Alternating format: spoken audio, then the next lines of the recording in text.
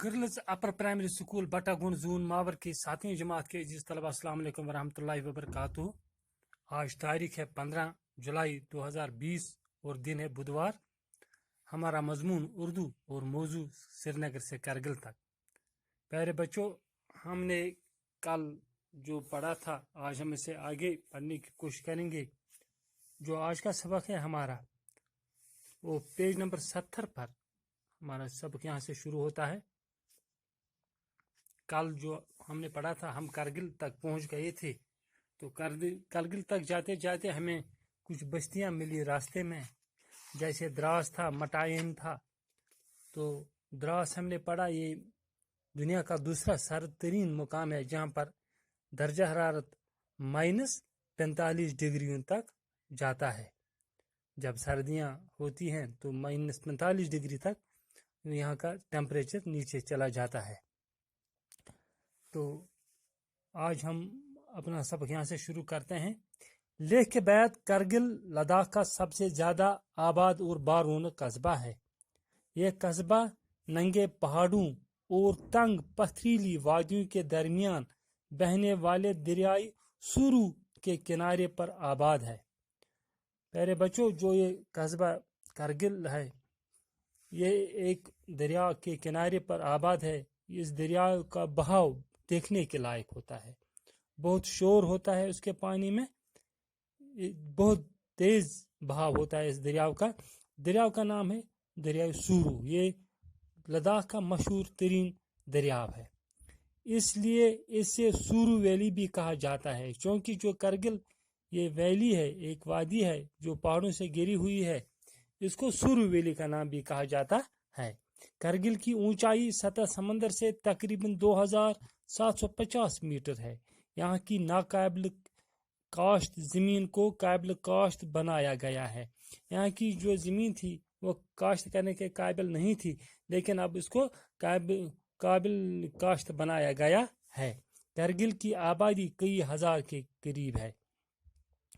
यहाँ पर घनी आबादी है, वरना ज़्यादातर जो आबादी है लद्दाख की वो बिखरी हुई होती है, लेकिन करगिल पहला मुकाम आता है जहाँ पर आपको घनी आबादी और छोटा सा मार्केट भी मिलेगा। तो यहाँ की आबादी कई हजार है। श्रीनगर लेह शाहरा करगिल कस्बा के बीच बीच गुजरती है।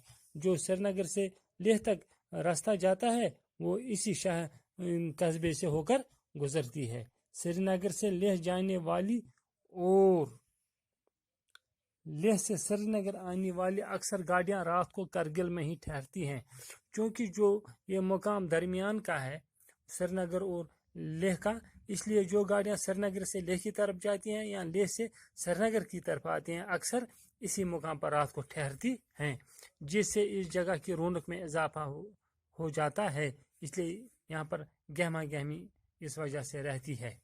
सयाहों और दीगर मुसाफिरों की आमद की वजह से यहाँ कई होटल और बाजार वजूद में आ गए हैं। क्योंकि जब यहाँ पर लोगों का रश बढ़ गया है, इसकी जो महल वकूअ है, इस वजह से यहाँ पर बाजार भी वजूद में आ गया है और बहुत सारे होटल भी यहाँ पर बनाए गए हैं जहाँ पर लोगों को रात का खाना और बैठने वगैरह के लिए जगह मिल सकती है, जिसका अच्छा असर यहाँ की मैशत पर भी पड़ा। इससे यहाँ के लोगों की आमदनी भी दिन ब दिन बढ़ती चली गई। करगिल में हर तरफ बैद के दरख्त नजर आते हैं। प्यारे बच्चों, आप जानते हैं बैद, जिसको कश्मीरी में हम वीर भी कहते हैं, या ईर, कोई इलाकों में इसको ईर हम कहते हैं, कई लोग इसको वीर बोलते हैं, लेकिन उर्दू में इसको हम बैद बोलते हैं। तो यहाँ पर इसी किस्म के दरख्त आपको नजर आएंगे। इनसे यहाँ के लोगों की ईंधन और चारे वगैरह की ज़रूरत पूरी हो जाती है। इन दरख्तों से दो चीज़ें हासिल करते हैं।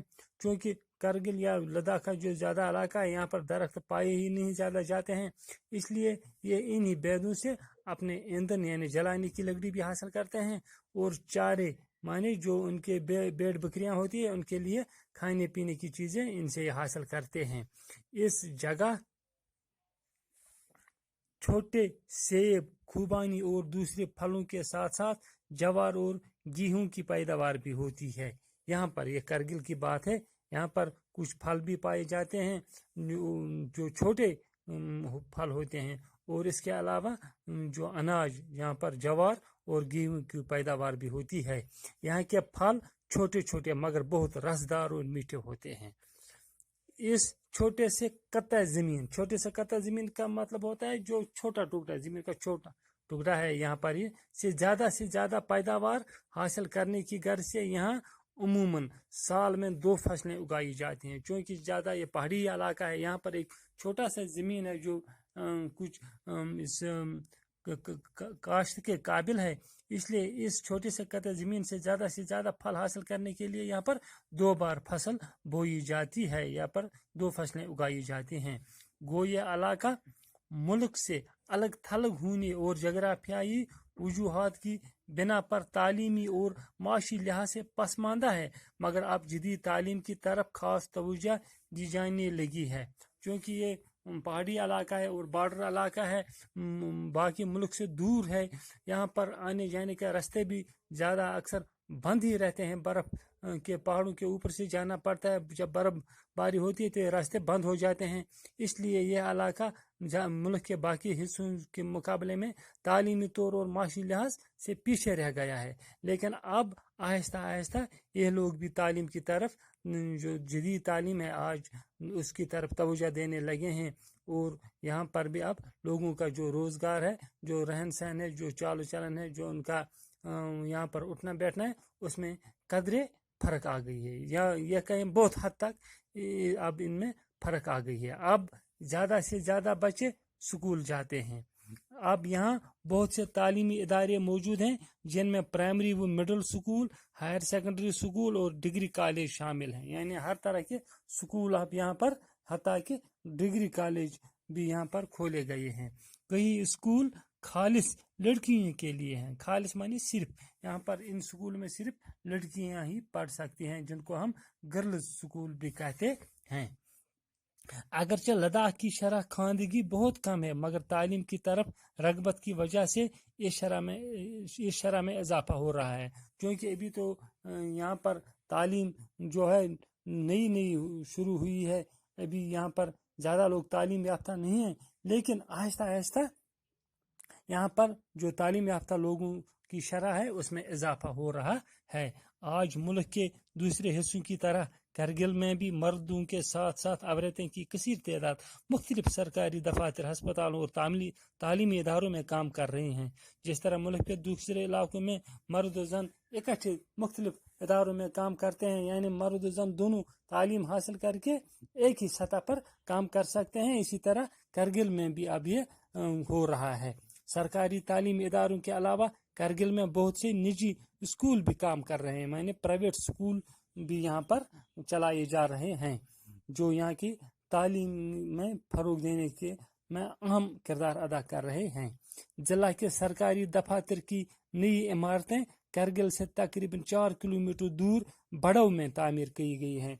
जो सरकारी इमारतें हैं, जहाँ पर ये सरकारी का दफातर खोले गए हैं, वो करगिल से 4 किलोमीटर दूर एक जगह जिसको बड़ौ कहते हैं, वहाँ पर तामीर की गई हैं। बड़ौ में एक खानका है, यहाँ पर एक इबादत गाह भी है इन लोगों की, जो पूरे लद्दाख में मशहूर है। इस खानका की जियारत के लिए हर फिरके से ताल्लुक़ रखने वाले लोग दूर दूर से आते हैं और अकीदत के फूल चढ़ाते हैं। तमाम फिरकों के लोग इस खानका को देखने और यहाँ पर अपने अपने तर्ज की इबादत करने आते हैं। इंशाअल्लाह प्यारे बच्चों, इससे आगे हम कल पढ़ेंगे, लेकिन कुछ अल्फाज जो आपके लिए नए हैं या कुछ अल्फाज जो सीखने के लिए आपके लिए मैंने यहाँ पर लिख के रखे हैं, तो मैं उनको आप एक मशक कराऊंगा। यहाँ पर हमने आज एक लफ्ज़ पढ़ा था बारूनक, यानी जिसमें रूनक हो। इसी तरह हम कुछ और भी अल्फाज लिख सकते हैं जिनमें जो बा से शुरू होते हैं, जैसे बा वज़ू, जिसको वज़ू हो, बा ईमान, जिसमें ईमान हो, बा अमल, जो अमल के काबिल हो या जो अमल करता हो, बा अदब, जिसको अदब हो, बा खबर, जिसको खबर हो, बा अमल, बा इख्तियार। इसी तरह कुछ अल्फाज हैं जो जिद अज़दाद में हम लिख सकते हैं। जैसे एक लफ्ज़ हमने पढ़ा तंग, उसका जिद अगर लिखें तो वो आता है खुला। आबाद, गैर आबाद, इजाफा, कमी, मीठे, खट्टे, जदीद, करीम। اسی طرح نئے الفاظ کچھ ہیں ہمارے لیے، بارونق یعنی پرکشش، جو انسان کے دل کو مو لے، اس کو ہم بارونق کہتے ہیں۔ ناقابل کاشت ہم نے پڑھا لفظ، جس میں کاشتکاری نہیں کی جا سکتی، یعنی ایسا زمین کا ٹکڑا جس میں کاشتکاری نہیں کی جا سکتی ہے۔ آمد مانے آنا، سیاح مانے سیر و تفریح پر آنے والے لوگ، نباتات مانے پودے، ایندھن مانے جلانے کی لکڑی، قطع مانے ٹکڑا، قطع زمین ہم کہتے ہیں زمین کے ٹکڑے کو، خالص مانے صرف یا ملاوٹ کے بغیر، کثیر تعداد مانے بہت سارے، نجی سکول مانے پرائیویٹ سکول۔ اس طرح پیارے بچوں یہ الفاظ آپ اپنی کاپی پر قلم بند کر کے رکھنا، انشاءاللہ کل پھر ملاقات ہوگی، تب تک کے لیے اجازت۔ السلام علیکم ورحمۃ اللہ وبرکاتہ۔